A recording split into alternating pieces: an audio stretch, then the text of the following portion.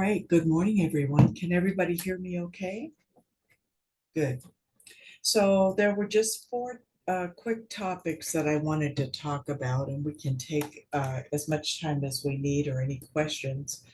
So there are so few of us on here. If you want to open up your microphone and just be able to have a conversation with everybody, that would be great. So the first question that I want to go over is this has to do with a small brokerage or small town and about the listing broker and when they're showing their property. So let's go back and read this enormous question. Um, and then let's just talk about it and make sure that we understand. So in a small community, a listing broker, uh, one of the brokers, well, here, let's just read it.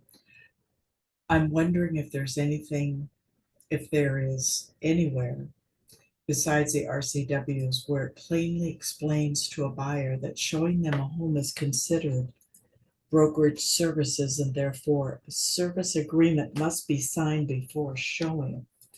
The law states the agreement needs to be signed before or as soon as reasonably practical after.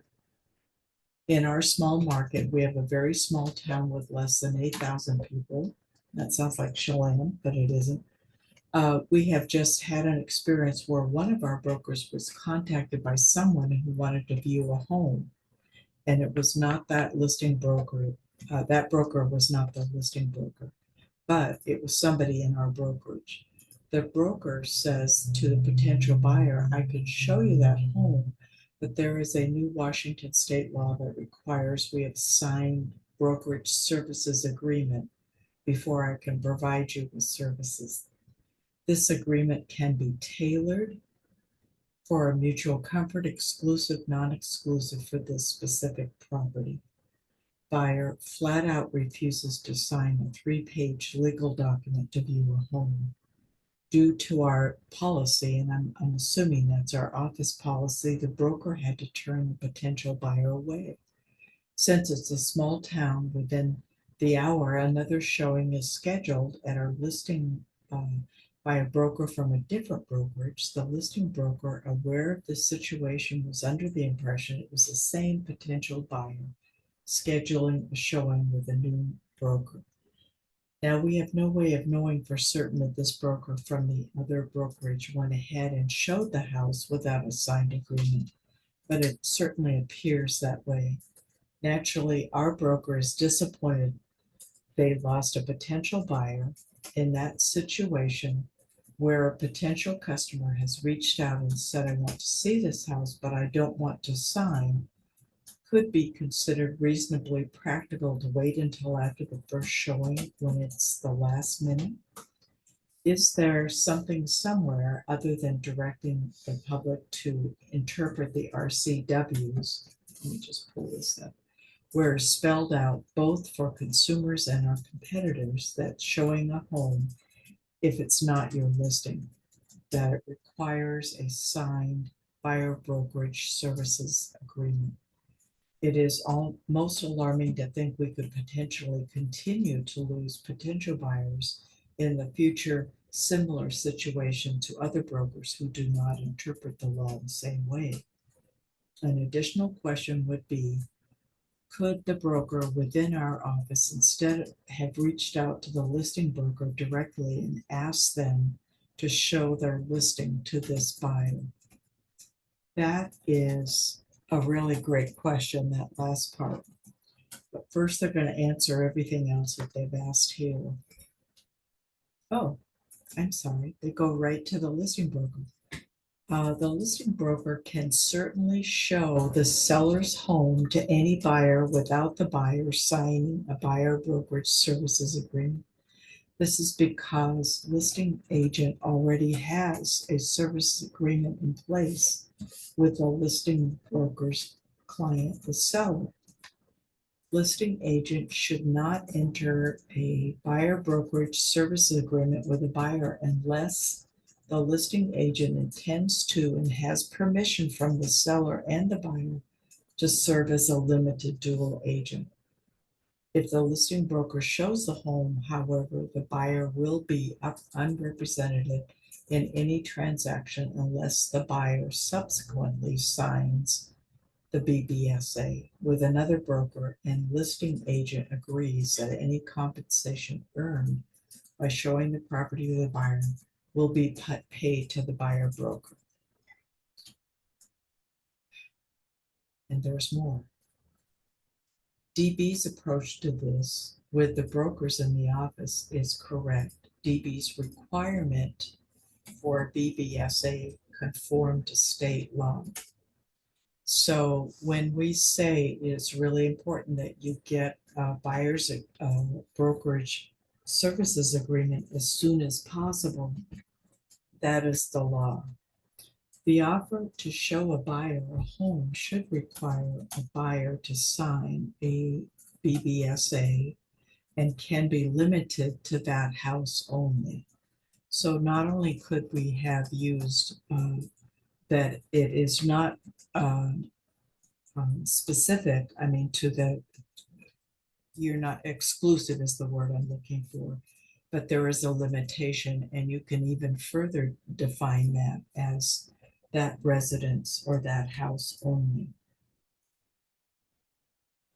This is a new requirement for some buyer brokers, and some buyers will certainly resist. Designated broker cannot stop other brokers and other firms from violating state law, and brokers and other firms may get deals by breaking the law.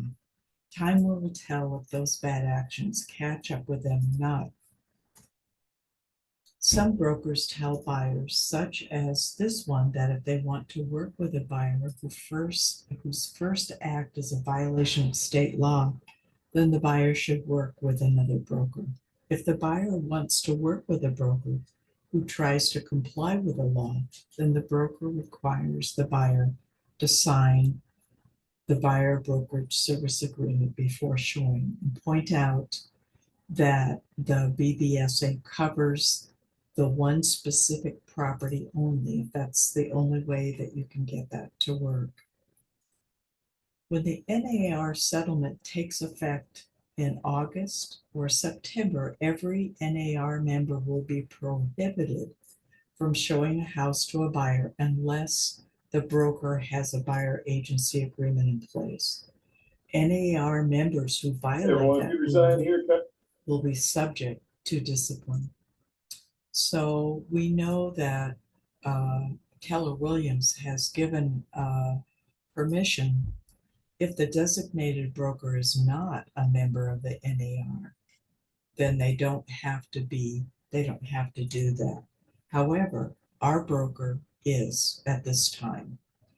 And so now I just want to open that up to questions. I thought that was pretty relevant to a lot of the smaller communities. Anybody have a question on that? I've got a kind of clarifying question. I'm still going through the course, so I just want to make sure I followed that correctly. What you're saying is that assumed agency isn't allowed in Washington State?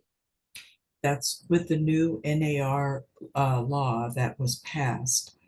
Uh, our Washington State Realtors did a preemptive ruling that as of January 1st of this year, that within a reasonable time, either before or reasonably after, if we are providing services, which is showing a house is providing services, then we have to have a buyer broker services agreement. And your training may not be up to speed on that. Yeah, that's why I was just clarifying to make sure that I understood that correctly. So when you, it's kind of basically, it's like when you take a test with, you know that your instructor has a certain bias or opinion and you want to get a good grade, you might change your answer accordingly. So to pass this, if it comes up, Yeah, and for the test, follow yeah, the education, but for practicing once I get my license. that is correct. Okay, thank you so much. You're welcome.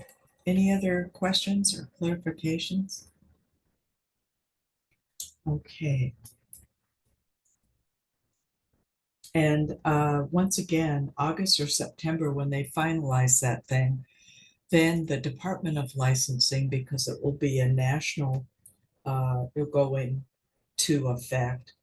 Then our Washington State Department of Licensing, when they come in to um, um, look at our accounts and do an audit, I am still seeing where there are people that are representing buyers that they're not putting the buyer brokerage service agreement or the Washington pamphlet up on, in command. So it's going to be really important to be able to do that. All right.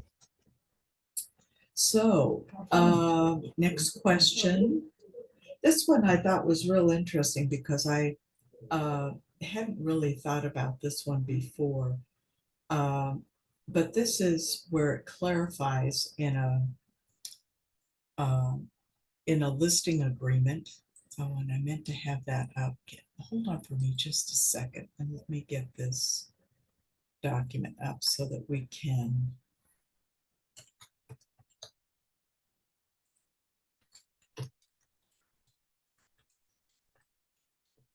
This has to do with a listing agreement and dual agency.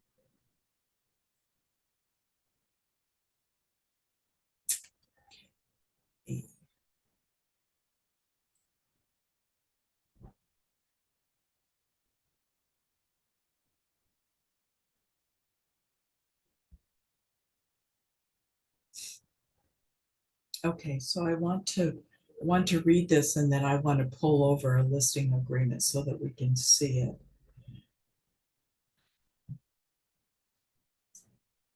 They're looking at 7B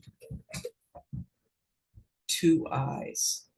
If the listing broker represents both the seller and the buyer as a limited dual agent, percentage of the sale or a dollar amount equal to the amount if not filled in. Uh, the question is, I want to clarify 7BII, that the number written there or percentage for limited dual agency would be the amount of the buyer brokerage compensation side only and not the combination of both listing and buyer brokerage side. So let's say hypothetically, I agree with the seller will compensate me as a listing broker 5 apples for this listing. And that it would be in 7A. And let me just show that real quick. Um,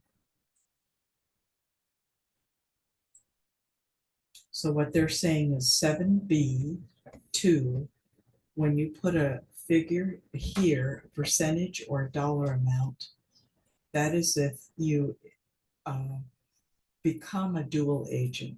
And you'll want to really clarify that with your seller. Your your original is 5 apples is up here.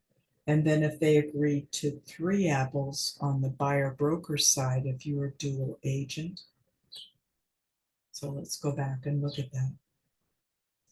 So hypothetically, I've agreed with the seller that they will compensate me as the listing broker 5 apples for the listing property. And that was in 7A. In addition to that, offering to pay 5 apples to the buyer brokerage firm represented in 7B1. If the sellers agreed to a dual agency and I, as the listing broker, bring the buyer, write up the deal, then the 7B, the seller would pay the buyer brokerage only, or would I write in the total combined number, both listing and selling sides, that I want to be compensated?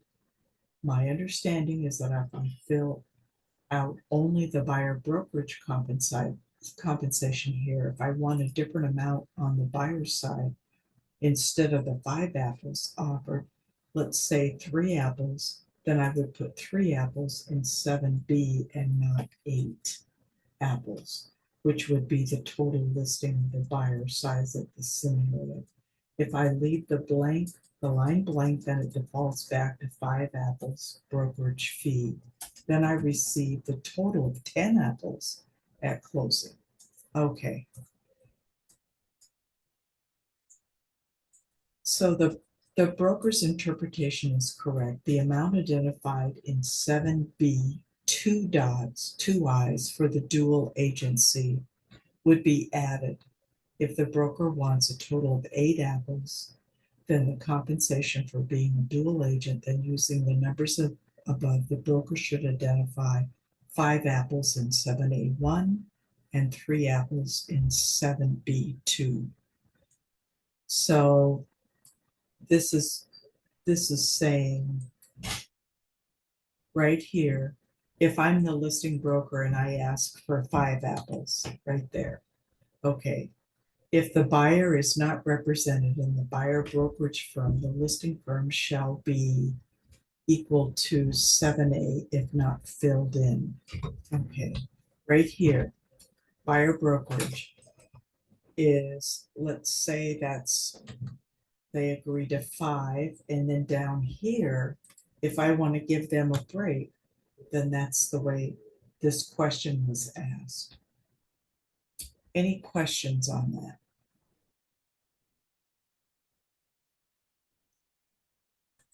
Okay. We'll go back here, and I like when they use apples like that. That sure, that kind of helps to clarify.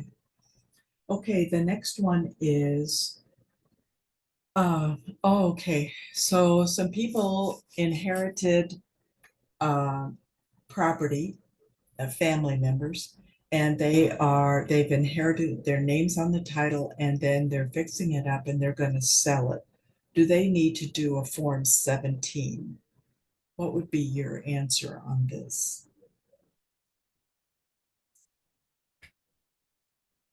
Anyone? Mom passed away. The title was converted to the kid's name. The kids have fixed it up. Now they want to sell it. Did they have an estate? The mom did, but the So if kids, it was given, but if it was given an estate, they've never lived there. okay. Wouldn't that apply? Let's see. The answer is the correct code was cited as it relates to the exemptions from the seller. So if the seller is in a estate, then they're exempt from that. But Okay. if it goes to the children, as an example, and the title is changed, and now the kids come in, they go through, they paint, they fix, they whatever they want to do, and now they're putting it on the market. They are now the titles, and it is no longer the estate. So the definition or the distinction there is, are the kids on the title or is it still the estate? Does that make sense? Sellers who receive title through inheritance or otherwise following the death of a person are not exempt from Seller Disclosure Act. And even if they didn't do anything and the title was put in their name and then they sell it, a Form 17 is still required.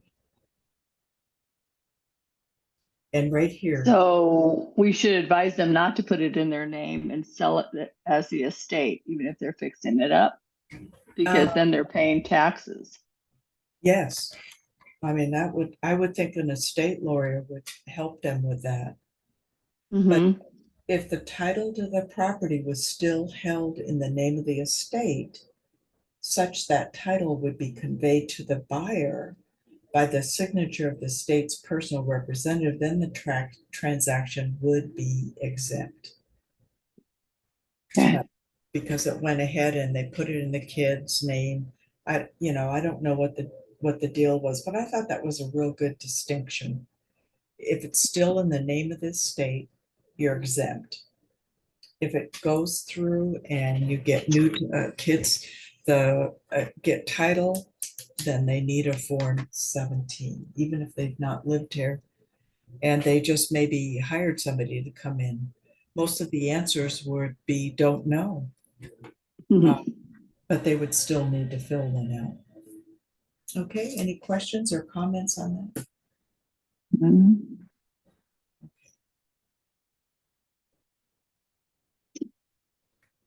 All right. Was that 4? Okay, so there was the Form 17. Let me go back over here. Um, Dual agent. Oops. Okay, well, that was all of them. Are there any questions that you have um, regarding contracts that you have, or is there an area that you would like for me to really hit on in an upcoming contract class?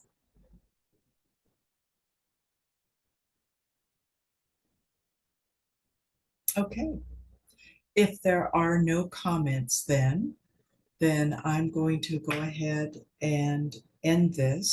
This is probably the shortest contract class we've had. I thought that one would have a little bit more discussion, but that's all right. All right, well, everybody, thank you for attending, and we'll see you next week. Same time, same place, and hopefully I can get my Zoom meeting going better. All righty, thank you.